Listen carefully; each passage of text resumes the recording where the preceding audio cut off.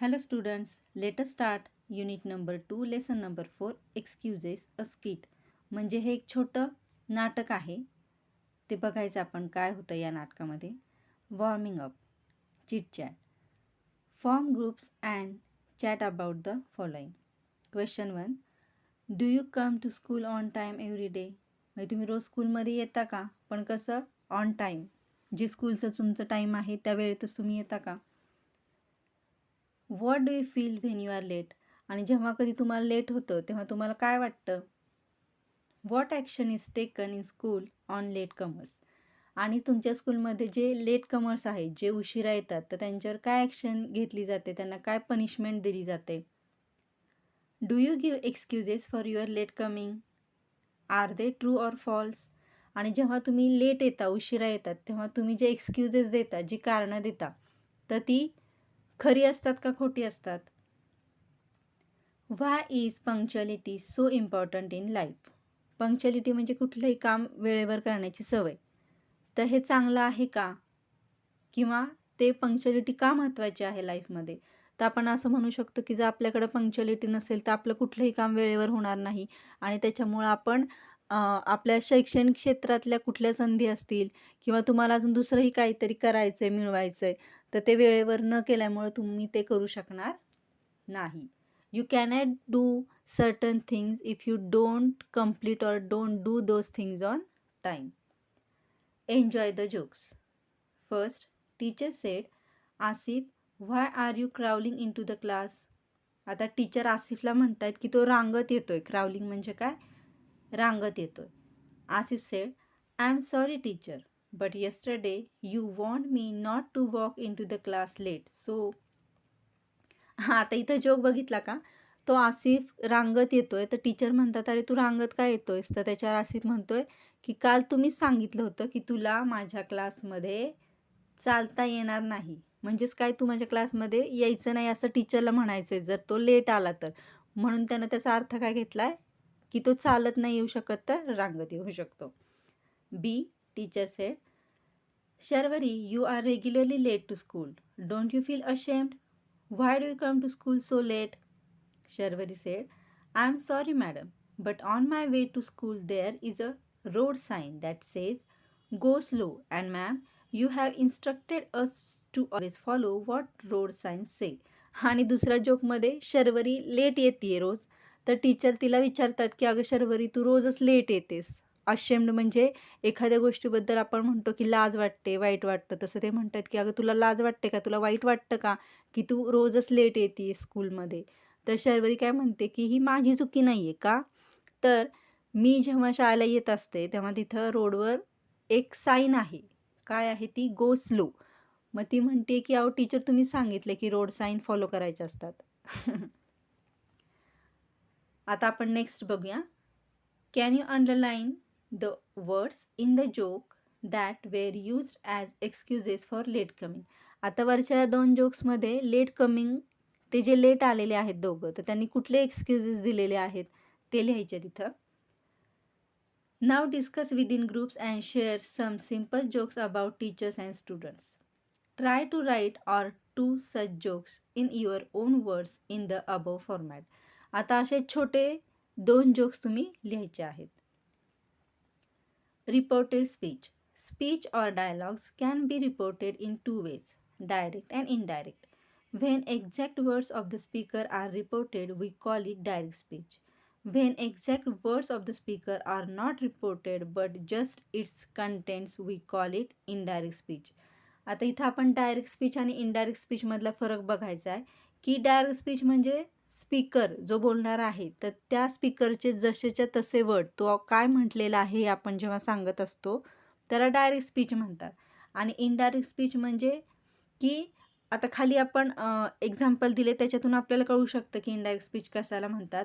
पण जेव्हा exact words speaker जे म्हटलं आहे ते एक्झॅक्ट वर्ड्स आपण वापरत नाही तेव्हा इनडायरेक्ट स्पीच असतात. आपण एक्झाम्पल बघूया direct स्पीचचं.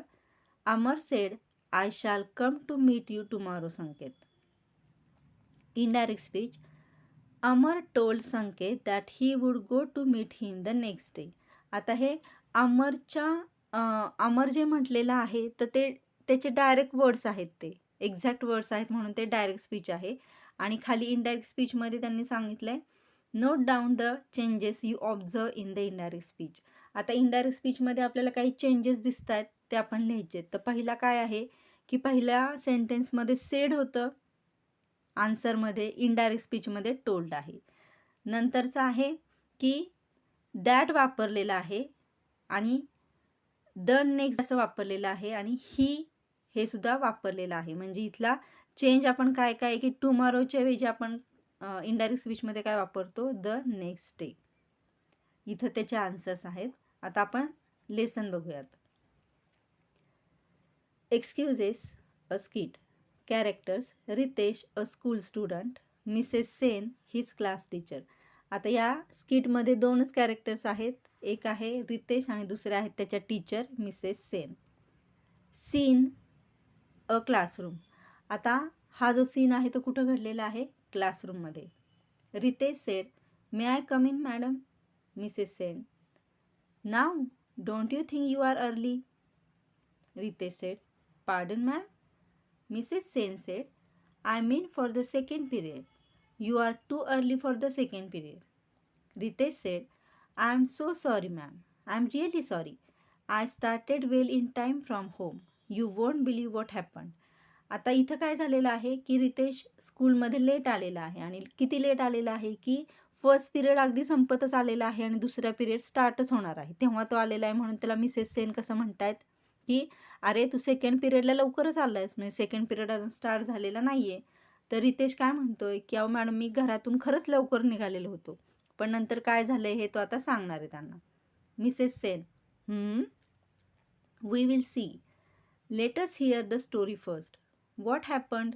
Nothing short of an earthquake I am sure.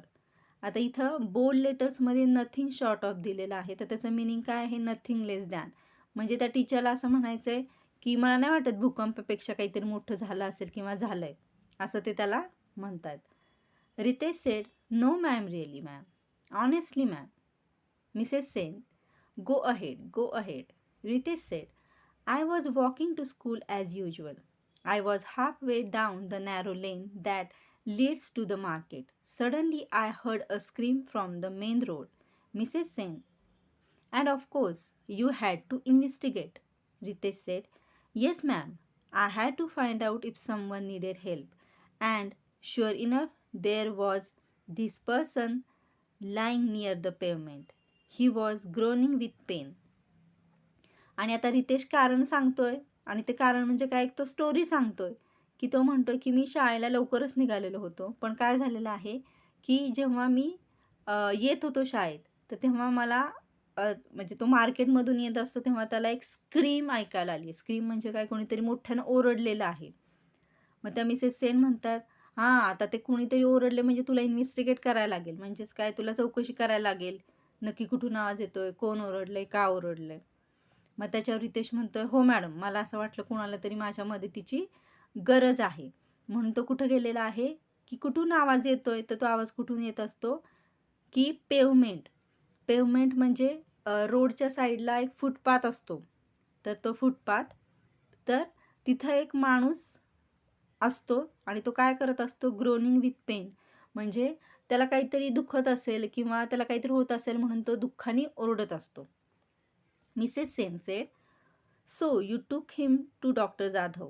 Ritesh said, no ma'am, I didn't get the chance. Just as I reached that man, another man came running out of the shop there with a packet in his hand. And the shopkeeper also ran out shouting, chore, chore, catch him. Mrs. Sen said, amazing. Quite handful for you to deal with and all at once. What did you do then? Ritesh said, yes ma'am. But the most amazing thing happened then. That man near the pavement, he too got up and began to run with the thief. आता तो पुढं असं सांगतोय की तो माणूस दुःखानं ओरडत असतो. मग त्या सेन म्हणतायत की हां मग तू त्याला डॉक्टर जाधवांकडे नेलंस का? त्याच्यावर रितेश म्हणतोय नाही नाही, मी तसं न्यायला मला चान्सच नाही मिळाला. का? तर तो म्हणतोय की मी त्या माणसापाशी जाणार. तेवढ्यातच काय झालेलं आहे, तिथल्या एका शॉपमधून एक माणूस बाहेर पळत आलेला आहे आणि त्याच्या हातात काहीतरी पॅकेट असतं, काहीतरी त्यानं घेतलेलं असतं तिथून, आणि शॉपकीपर त्याच्या मागून पळत येतोय आणि तो काय म्हणतो, अरे चोर चोर पकडा त्याला. मग मिसेस सेन म्हणतात की अरे वा, म्हणजे त्यांना काय म्हणायचं की हां, तर रितेश काय सांगतोय, तर त्या टीचर पण त्याला ती स्टोरी सांगते, त्याला पुढं म्हणतायत की हां, मग तुला आता ते टू डील विथ म्हणजे काय, तुलाच ते हँडल करायला लागलं असेल, म्हणजे तुलाच त्या चोराला पकडायला वगैरे लागलं असेल, अशा अर्थी त्या म्हणतायत त्याला. मग रितेश म्हणतोय हो मॅडम. आणि पुढं काय झालेलं आहे की एक अमेझिंग थिंग झालेली आहे, म्हणजे एक आश्चर्य घडलं. आणि ते काय असतं की जो माणूस त्या पेमेंटच्या इथं दुःखामध्ये, त्याला काहीतरी दुःख झालेलं असेल, त्याचं काहीतरी दुखत असेल म्हणून तो जो विवळत असतो ग्रोनिंग म्हणजे, तर ते काय झालेलं आहे, तो पण अचानक उठलेला आहे आणि त्या चोराबरोबर गेलेला आहे पळत. Now let us see page number 42. Without losing a moment I ran after them. आणि आता रितेश पण त्यांच्या मागे पळालेला आहे. Mrs Sen said, and then you caught them and took them to the police station. Ritesh said, we could not do that, ma'am. They just vanished around the corner and all this happened so fast. Mrs. Sen said, then why are you late? आणि त्याच्यावर Mrs Sen म्हणतात, हां, तर तू त्यांना पकडायला गेला म्हणजे तू नक्की त्यांना पकडलं असशील आणि पोलीस स्टेशनमध्ये नेलं असशील. त्याच्यावर रितेश म्हणतो, नाही मॅडम, तसं काही करताच नाही आलं. का? तर ते व्हॅनिश झाले. व्हॅनिश म्हणजे काय, तिथून दिसेनासे झाले. म्हणजेच काय की त्याला असं म्हणायचं होतं, ते खूप पटकन कॉर्नरमध्ये दिसेनासे झाले पळत पळत, आणि त्याच्यामुळे तो काय पकडू शकलेला नाही. मग मिसेस सेन म्हणतात, बरं ठीक आहे, पण तू का लेट आलास? त्याच्यावर रितेश काय म्हणतोय, Ritesh said, that's not all. I realize that I had left my bag at the shop in the mad rush, so I can back to get it. आणि त्याच्यावर रितेश म्हणतो की हो मॅडम, सांगतो मी तुम्हाला की मी त्यांना जरी पकडलं नसलं तरी घाईघाईत काय झालेलं आहे, त्याची जी स्कूल बॅग असते ती तो त्या दुकानात विसरलेला आहे. Mrs Sen said, and it wasn't there. आणि मिसेस सेन म्हणतात, हां, तू बॅग आणायला गेला आणि ती नसेलच आता तिथं. Ritesh said, no ma'am, it was there all right, but there was a huge hairy brown dog sitting on it. I did not know what to do. Mrs Sen said, interesting, a dog on a bag in a shop. Ritesh said, yes ma'am. Even the shopkeeper was surprised. He didn't know where the dog had come from, how that dog growled. We tried all kinds of things to make it move, whistling and clapping and showing him the stick, but he would not budge, and I could not live without my school bag. तर रितेश आता पुढं काय story सांगतोय की अहो, ती bag तिथं नव्हतीच. मग तिथंच होती, पण काय झालेलं होतं, त्या बॅगवर कोण बसलेलं होतं, एक ह्यूज हेअरी ब्राऊन डॉग, म्हणजे एक मोठा खूप केसाळ असा एक डॉग बसलेला होता त्या बॅगवर. आणि मग त्याला त्याच्यावर बॅग घेता येत नव्हती. आणि तो काय पुढं म्हणतोय की आम्ही तो डॉग तिथून उठावा म्हणून आम्ही खूप सारे प्रयत्न केले. म्हणजे काय केले की त्याला काठी दाखवली, टाळ्या वाजवल्या, किंवा त्याला असा आवाज ऐकून तो जाईल पळून म्हणून असं खूप काही केलं तरी तो तिथून पळून गेलेला नाहीये. ही वुड नॉट बज. बज म्हणजे तो जरासुद्धा त्या बॅगवरून हललेला नाहीये. Mrs Sen sed, but I see that you got your bag finally. Mrs Sen म्हणतात, अरे पण तुझ्याकडे बॅग आत्ता तर आहे. त्याच्यावर रितेश म्हणतोय, yes ma'am, finally the shopkeeper gave me some biscuits and I offered the biscuits to the dog and lured him from the bag.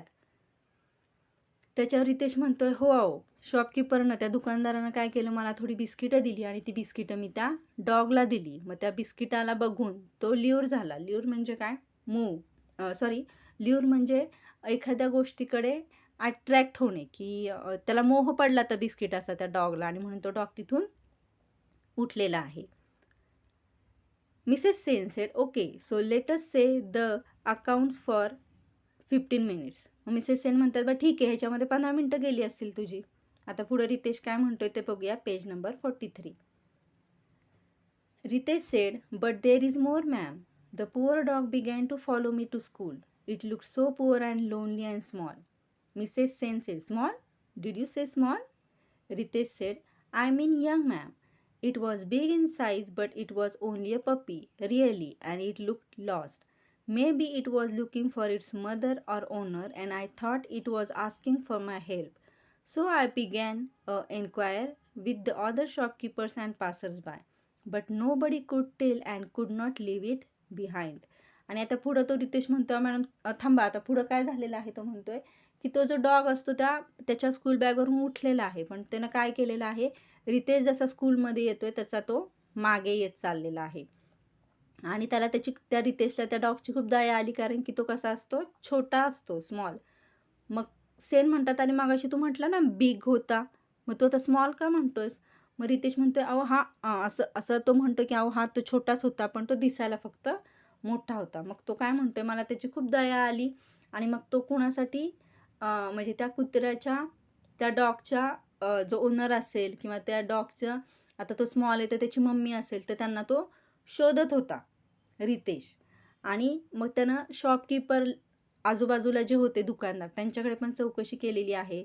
Passers bye म्हणजे जे येणारे जाणारे आहेत त्या लोकांना पण त्यांना विचारलेलं आहे की हा डॉग तुमचा आहे का, किंवा बघितलाय का त्याला, असं काही. आणि तो काय त्या डॉगला तसंच सोडून येणार नव्हता. Mrs. Sen said, and then you found the owner. Who was it? Ritesh said, that's the funny part, ma'am. The puppy itself found the owner. It saw someone across the road and just bounded towards the person. I was so relieved. Then I turned and ran straight to school. Mrs Sen म्हणतात, हां बरं ठीक आहे, आता त्याचा owner सापडला ना त्याला, का कोण होता बरं तो? मग त्याच्या रितेश म्हणता, ते गंमतच होती.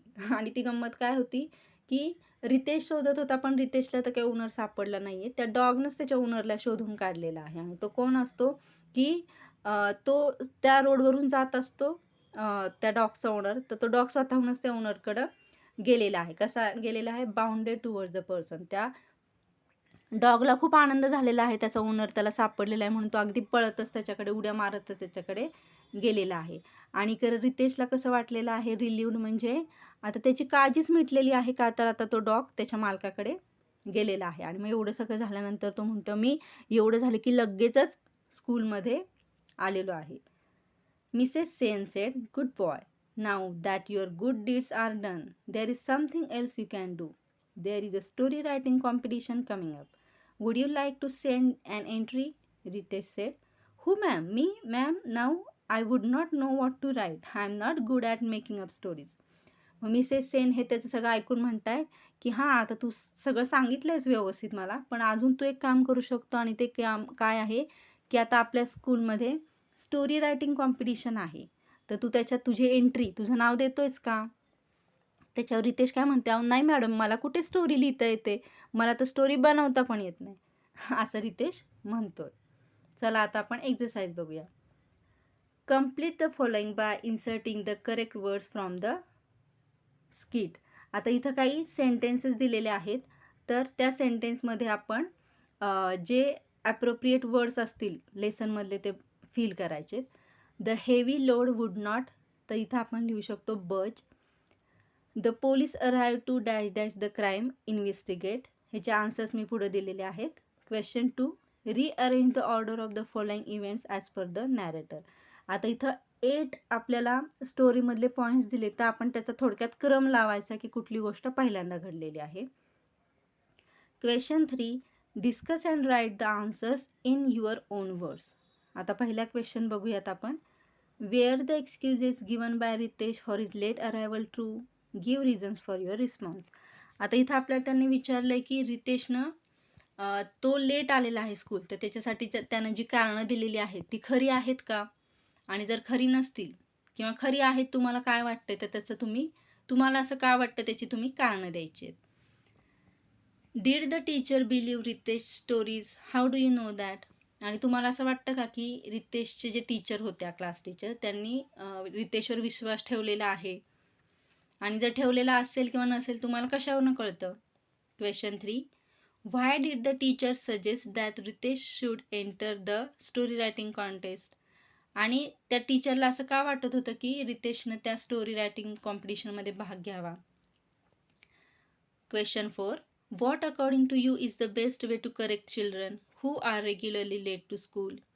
आणि आता इथं तुमचं मत विचारलं की जे स्कूलला रोज लेट येतात, जे लेट कमर्स आहेत, तर त्यांना सुधारवण्यासाठी तुम्ही काय करू शकता. तुम्ही म्हणजे कोणता बेस्ट वे आहे की त्यांना आपण महत्त्व पटवून देऊ शकतो की तुम्ही लवकर येत जावा. तर तुम्हाला काय वाटतं ते लिहायचं आहे. Question 4, report the following in indirect speech. आता इथं आपल्याला डायरेक्ट स्पीच दिलेले आहेत, त्याचं आपण इनडायरेक्ट स्पीच करायचं आहे. Question 5. Imagine there is a story writing competition in your school. Frame a notice about the same to be put up on a notice board. Cover the following points. आता इथं तुम्हाला notice तयार करायची आहे. कोणती? Story writing कॉम्पिटिशनची, की तुमच्या स्कूलमध्ये ही कॉम्पिटिशन आहे आणि त्याच्यासाठी तुम्ही ती नोटीस कशी तयार कराल आणि त्यासाठी कुठले पॉईंट्स वापराल. तर इथे त्यांनी पॉईंट्स दिले, त्याच्यात ते नोटीसमध्ये सगळे आले पाहिजेत.